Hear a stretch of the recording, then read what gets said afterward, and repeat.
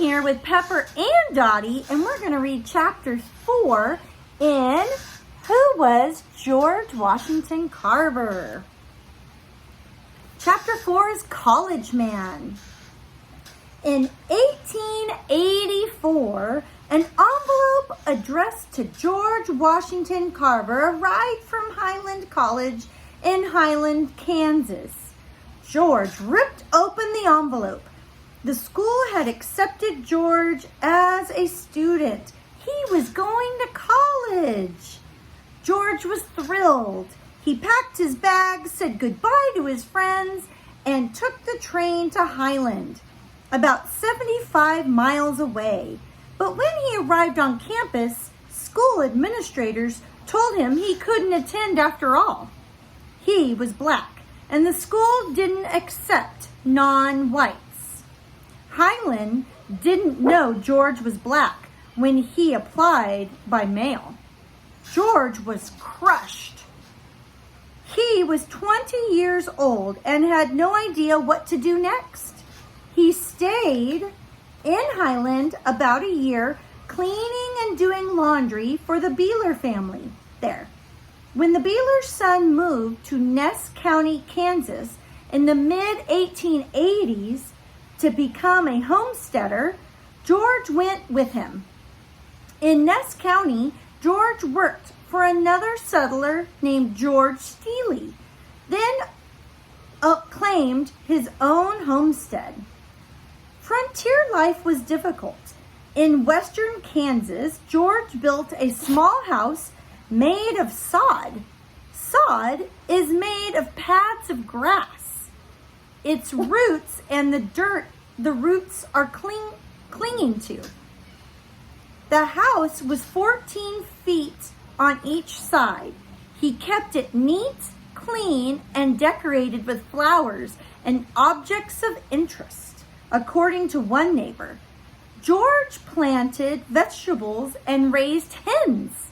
Summers were hot, winters were cold. The water was sometimes hard to find. Communities of homesteaders were often close-knit groups regardless of color. Now we're going to have a little blurb on the history of homesteading. With plenty of land available for settling on the U.S. frontier, President Abraham Lincoln signed into law the Homestead Act of 1862. It allowed settlers, called homesteaders, to file a claim for 160 acres of public land.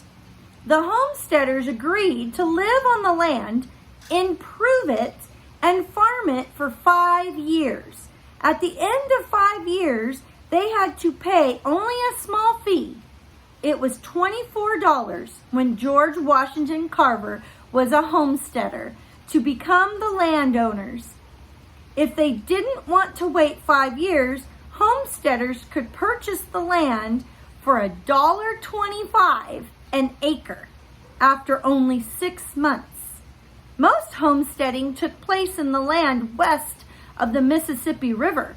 More than 1.6 million people made homestead claims. It was an opportunity for farmers and freed slaves to own their own land and to build better lives for themselves. But the Homestead Act was possible only because the U.S. government had forced so many Native Americans off their land. Back to the story. George, one of the few black people in the area, was well liked. He painted and sketched, played his accordion, and was helpful to neighbors. George planted trees and collected hundreds of plants. He watched carefully to see which plants grew best under what conditions. Before his 5 years were up, George bought the homestead with the help of a bank loan. But he couldn't make a living as a farmer. The soil was poor and Kansas suffered a terrible drought. So in 1888, George moved to Iowa. Eventually, he turned over his homestead to the bank. In Iowa, George lived in Winterset, a mostly white town where he found a job as a cook in a hotel. In church one Sunday, a woman in the choir named Helen Milholland noticed George. She enjoyed his high-pitched singing voice. The next day, she sent her husband, Dr. John Milholland, to talk to George at the hotel to invite him to their home.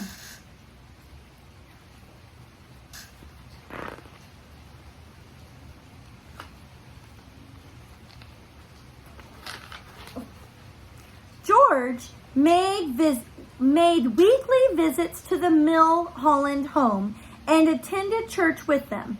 They became great friends.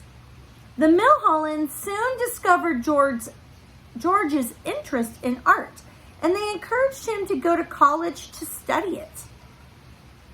Simpson College. There was a good school called Simpson College in nearby Indianola. I'm not saying that correctly, and I apologize. George had been upset by the incident at Holland College and didn't want to go through that again.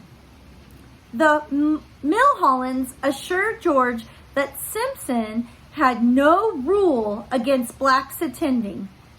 They would even help with the application. So George applied, was accepted, and saved up his money for a year. He enrolled at Simpson in the fall of 1890.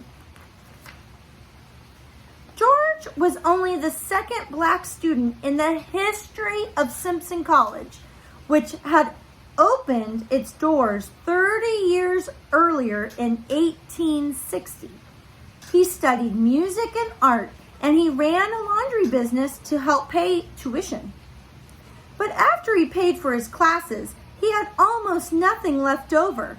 For quite 1 month, I lived on prayer, beef, chunks of beef, fat, and cornmeal, he said, and quite often without the meal. George was popular at Simpson with both his fellow students and his teachers. When they saw he was struggling to make ends meet, they snuck furniture, food, and other items into his room. They all seemed to take pride in seeing if he or she might not do more for me than someone else, George said. In art class, sometimes George painted plants. Other times, he brought in his plants to show the teacher, Mrs. Budd. She was impressed with how much he knew about horticulture, the science of fruits, vegetables, and flowering plants. She suggested that he consider attending Iowa State Agricultural School in Ames, Iowa. One reason was that her father taught science there. Another was that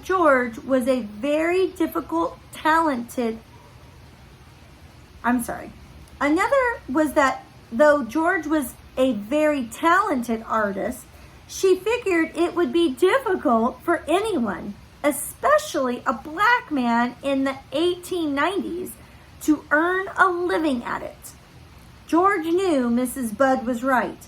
He also knew that even though his art might help bring people enjoyment, his knowledge of agriculture might help bring food to their dinner tables. So after only 1 semester at Simpson, George enrolled at Iowa State in 1891. He studied chemistry, geology, botany, and zoology. In 1894, he became the first black person to graduate from Iowa State. When the school hired him as an assistant to botany, the science of plant life, George became the first black person to join the faculty there, meaning he worked as like a teacher at this college. Here's a picture of him. That's the end.